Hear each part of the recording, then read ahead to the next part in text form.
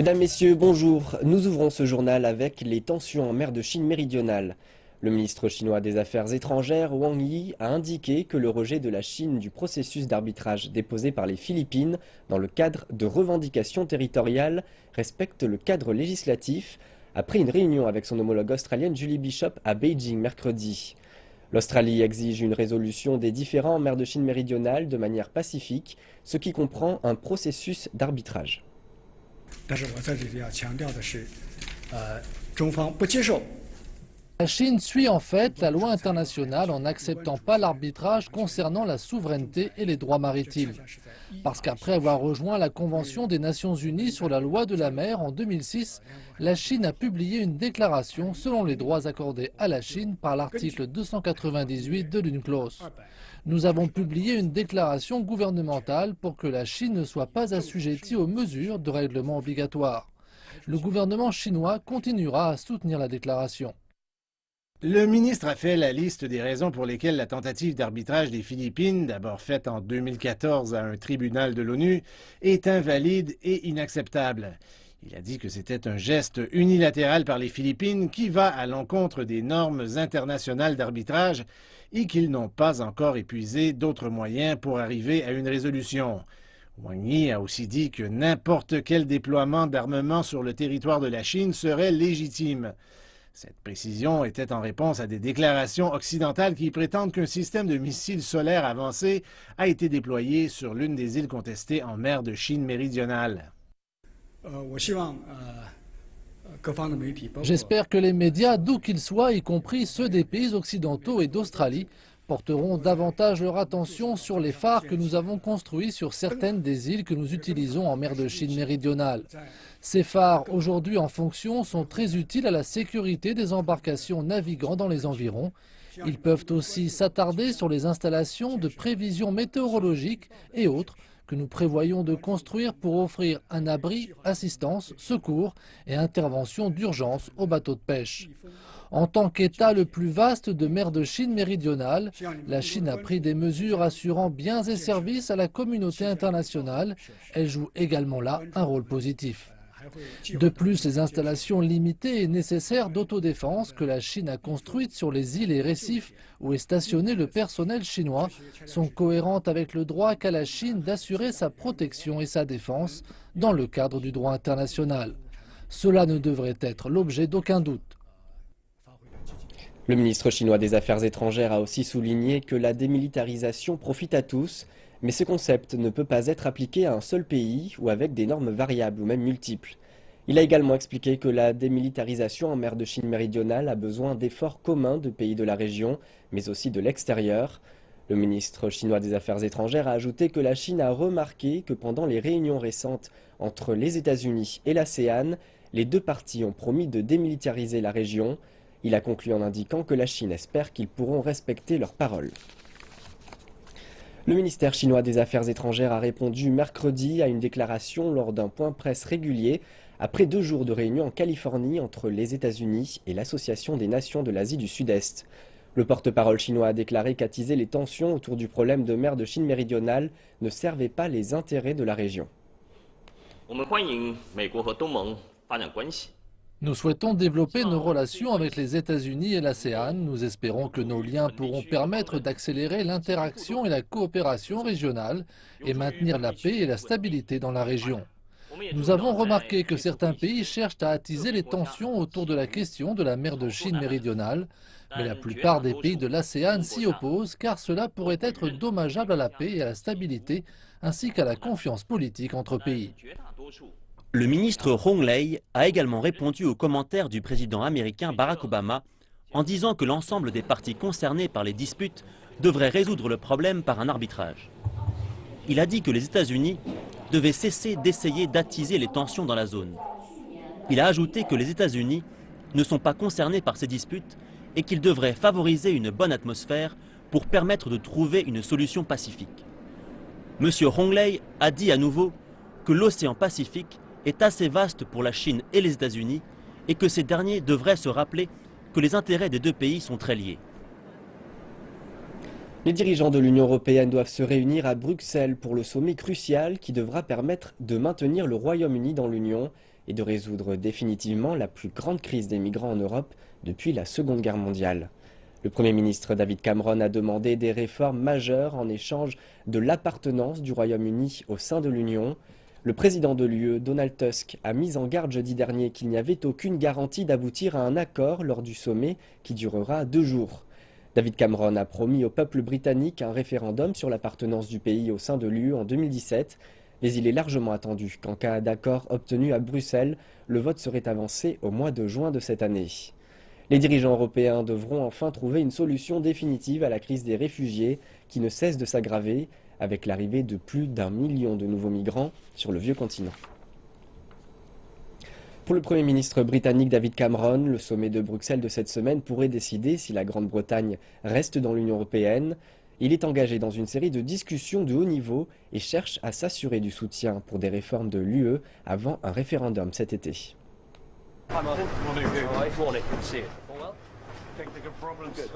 Pour le Premier ministre, ce sommet est un tourbillon de rencontres et de salutations, de poignées de main et de sourires.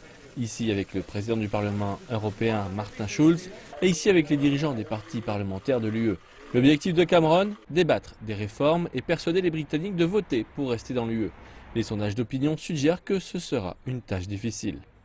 I think it was to be out of the Union. I'm for in. I think it'd be nice if they can make laws without the European Union interfering. There's no convincing case for leaving, so it's too big a risk to take, too big a gamble. Out. Why? Because I think Britain do better on their own. Undecided at the moment. At the end of the day, I am probably a yes man. Prime Minister. Au Parlement britannique, Cameron a été solide. Nous sommes une nation fière et indépendante, avec des institutions démocratiques indépendantes fières qui nous ont bien servi durant des siècles. Toutefois, il est conscient que de nombreux eurosceptiques sont sur les bancs, derrière, dans son propre parti. Ce n'est pas le seul moyen d'avoir le contrôle de nos frontières, de nos revenus fiscaux et de notre système de santé. Il faut partir tout en étant un bon Européen et les laisser continuer avec leur union politique. Il s'agit en fin de compte d'un référendum sur nos lois et nos frontières, si nous voulons qu'elles soient décidées ici, par nous, ou à l'étranger, c'est-à-dire par d'autres. Cet homme, Nigel Farage, est en colère face au nombre de personnes venant des pays de l'UE et cela a fait que l'immigration est devenue un sujet brûlant de l'élection générale. Immigrants bienvenus, combien ? Demande Farage. L'un des plus forts alliés de Cameron est la chancelière allemande Angela Merkel, la plus puissante politicienne d'Europe. Pourtant, elle contrecarre la perspective de voir la fin de la liberté de mouvement des travailleurs. Donc Cameron vient à demander un délai de 4 ans pour les avantages liés au travail pour les travailleurs de l'UE et promet que la Grande-Bretagne peut se désengager ou être encore plus proche que jamais de l'Union européenne. Mercredi, la Turquie a bombardé les positions kurdes en Syrie des unités de protection du peuple, et cela en dépit des appels de la communauté internationale pour qu'elle cesse. Ankara considère que la milice est une extension du PKK, le Parti des travailleurs du Kurdistan, une formation qu'elle considère comme illégale. Depuis une trentaine d'années, le PKK combat pour obtenir l'autonomie du sud-est kurde de la Turquie. Profitant des raids aériens russes pour prendre des territoires à proximité de la frontière turque, les unités de protection du peuple ont avancé. Cette rapide évolution a provoqué l'ire d'Ankara, même si les États-Unis soutiennent la milice, considérant qu'elle représente sa meilleure chance de battre le groupe État islamique. Washington a appelé les unités de protection du peuple à cesser toute action qui pourrait aggraver les tensions dans le nord de la Syrie. Les États-Unis ont également exhorté Ankara à mettre un terme au bombardement ciblant les unités de protection du peuple. À l'heure actuelle, la situation menace de creuser un fossé entre les alliés de l'OTAN, la Turquie et les États-Unis. Le Croissant Rouge arabe syrien a confirmé qu'environ 100 camions transportant de la nourriture et des médicaments de première nécessité étaient entrés mercredi dans 5 zones assiégées de Syrie. 3 de ces zones sont contrôlées par les forces gouvernementales syriennes, tandis que les 2 autres sont contrôlées par les rebelles. Dans plusieurs endroits de ces 5 zones, on a dénombré des dizaines de morts dues à la faim. Les Nations Unies estiment que des centaines de personnes sont prises dans des combats et dans des blocus délibérés mis en place par les différentes forces combattantes. On estime que 18 communautés syriennes sont assiégées, affectant ainsi près d'un demi-million de personnes. Le gouvernement syrien a autorisé l'aide humanitaire dans des zones auparavant inaccessibles suite à un accord trouvé la semaine dernière entre grandes puissances à Munich. Aujourd'hui, nous apportons de l'aide à un grand nombre de civils. 42 000 personnes à Madaya et Bikain, 20 000 personnes à Kefraya et à la fois dans la province d'Idlib, ainsi que 30 000 personnes à Mouadamia. L'ensemble de ces livraisons ont eu lieu en même temps. Le siège doit être levé dans toutes les zones de conflit, car les personnes qui subissent ces sièges sont des civils et ces civils souffrent. L'indice des prix à la consommation en Chine a augmenté en janvier, contrairement à l'indice des prix des producteurs. Selon le Bureau national des statistiques, l'IPC a augmenté d'1,8% en glissement annuel en janvier, contre 1,6% en décembre. L'indice des prix à la production a lui baissé de 5,3% en janvier par rapport à l'an dernier. Le marché s'attendait à ce que cet indice baisse de 5,4% après avoir chuté de 5,9% le mois précédent. Pendant ce temps-là, les risques déflationnistes menacent toujours la Chine. Les experts en économie nous ont livré leurs commentaires sur les perspectives des deux principaux indices, IPC et IPP, pour cette année, et sur la manière dont les dirigeants chinois tentent de répondre à la situation actuelle. Une demande intérieure encore faible, à laquelle s'ajoutent des prix des principales matières premières au plus bas. Le risque de déflation n'a jamais autant menacé l'économie chinoise. Malgré un indice des prix à la consommation affichant une croissance moyenne d'1,4% par rapport à l'an dernier, le chiffre reste encore malheureusement loin de l'objectif de 3% de croissance fixé par le gouvernement en 2015. Et l'indice ICP restera selon toute vraisemblance à un niveau relativement bas en 2016. La demande intérieure reste globalement faible et malgré cela, nous n'assistons pas à une importante dévaluation de la monnaie. Bien au contraire, nous constatons que le taux de change réel dollar-renminbi est resté fort. Ainsi, tout porte à croire que la hausse de l'indice des prix à la consommation sera très limitée et se situera aux alentours des 1,5 à 2% pour l'ensemble de l'année. Les cycles déflationnistes poussent les consommateurs à contenir leurs achats et incitent les entreprises à repousser leurs projets d'investissement en raison de la crainte d'une poursuite de la baisse des prix.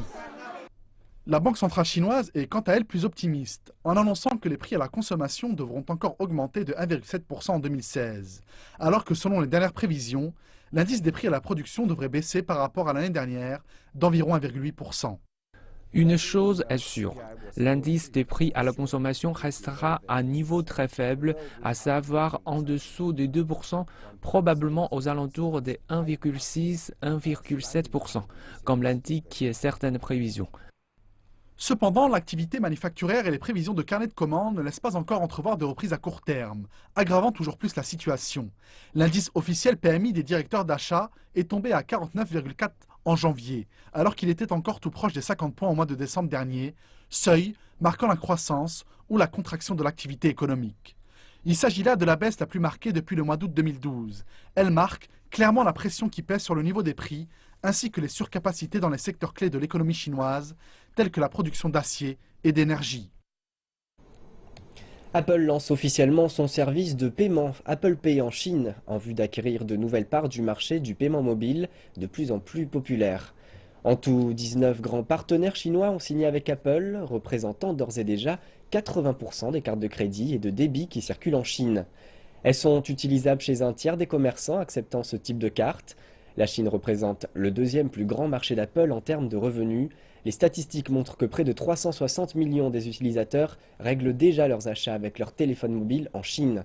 Cependant, d'après les analystes, Apple Pay devra faire face à une rude concurrence dans l'empire du milieu, puisque les systèmes de paiement locaux saturent le marché. La compagnie chinoise UnionPay a annoncé un partenariat avec Apple pour établir son service de paiement électronique en Chine. Le partenariat entre Apple Pay et UnionPay permettra aux détenteurs d'une carte UnionPay chinoise de s'enregistrer sur Apple Pay avec des produits comme l'iPhone, l'Apple Watch ou l'iPad. Ils seront dès lors capables d'effectuer des paiements certifiés par empreinte digitale directement sur l'appareil. Certains clients disent attendre beaucoup de ce mode de paiement, d'autres se montrent plus sceptiques. J'utilise Apple Pay parce que j'utilise beaucoup mon iPhone. C'est pratique et à la mode et j'ai juste un peu peur pour des questions de sécurité. Mais Apple est très sûr, je pense. Je suis en général influencée par les modes, mais je ne suis pas certaine pour celle-là. WeChat et Alipay sont déjà très pratiques, alors encore un autre mode de paiement, c'est peut-être un peu superflu. Apple Pay parle d'un partenariat avec UnionPay depuis le début. Le problème est que UnionPay n'autorise que 1000 yuan par jour de transactions à partir d'un portable, une limite qu'Apple voudrait voir disparaître. UnionPay a accepté de lever la limite, mais aucune annonce officielle n'a été faite sur le nouveau montant qui sera autorisé. UnionPay devra aussi mettre à jour ses distributeurs automatiques, or il en existe 5 millions dans tout le pays. Cela représente un investissement considérable, mais UnionPay croit en la valeur des clients d'Apple et en leur loyauté. UnionPay veut un accord avec les banques commerciales et en même temps, le marché des paiements a beaucoup évolué ces derniers temps en Chine. Apple Pay pourra être utilisé sur 5 millions de machines et c'est très populaire. La technologie NFC et les paiements par scannage seront la clé des paiements sur portable dans le futur. Ye dit aussi que le lancement d'Apple Pay va changer la donne sur un marché déjà très encombré. La technologie du scannage qu'utilise Alipay est plus étendue en Chine que la technologie Near Field Communication utilisée par UnionPay et Apple. Et le nouvel accord pourrait bien favoriser la technologie UnionPay. La firme de consultants en marketing iResearch dit que les transactions à partir de portables en Chine pèseront 50 000 milliards de yuan cette année. La police espagnole a arrêté 5 cadres de la Banque industrielle et commerciale de Chine à Madrid mercredi, au cours d'une perquisition dans le cadre d'une enquête pour blanchiment de capitaux présumés. La police n'a pas encore spécifié le montant d'argent dont il est question. Un porte-parole d'ICBC à Beijing a annoncé que la succursale de Madrid collabore avec les enquêteurs.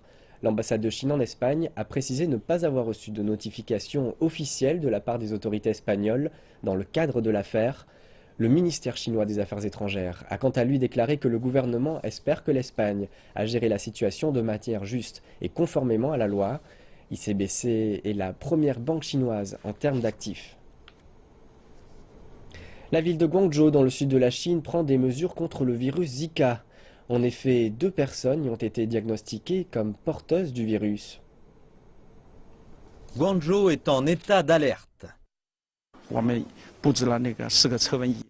Nous avons installé des appareils infrarouges pour lire la température du corps. Ils ciblent différentes positions du visage pour ne pas manquer un cas de fièvre. Guangzhou est un hub commercial et un centre d'échange entre la Chine et l'Amérique latine, où sévit justement le virus Zika. Des précautions sont prises pour vérifier la température des passagers qui passent par l'aéroport de la ville. Les cas suspects seront examinés plus avant. Après avoir envoyé des échantillons de sang, nous allons informer le centre d'urgence pour qu'il transfère le patient et le place en isolation pour traitement. Des procédés de surveillance supplémentaires ont été installés dans les ports, les stations de bus de la province, mais les médecins disent que la possibilité d'une épidémie est faible. Les symptômes sont légers. Zika attire beaucoup d'attention à cause des femmes enceintes de bébés microcéphales. Et il n'existe aucun vaccin contre le virus. Nous ne savons toujours pas si le virus peut se transmettre par l'allaitement, les relations sexuelles ou la salive. Le deuxième cas de Zika avait été détecté à Guangzhou il y a une semaine. La température du patient est de nouveau normale. Les experts disent que les symptômes peuvent durer jusqu'à 7 jours, une période pendant laquelle la plupart des patients finissent par guérir. Les provinces du sud de la Chine ont commencé une campagne d'élimination des moustiques avant la saison chaude. La fête des lanternes en Chine, qui tombe le 22 février cette année, clôture la fête du printemps. Allons dans le sud-ouest de la Chine pour voir comment les groupes ethniques locaux célèbrent cette fête.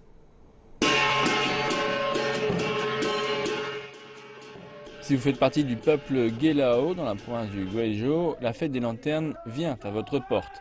Durant les 15 premiers jours du premier mois lunaire, des artistes viennent chez vous avec des lanternes et des chansons et les propriétaires donnent de l'argent et de la liqueur pour garantir la bonne chance à l'année qui arrive.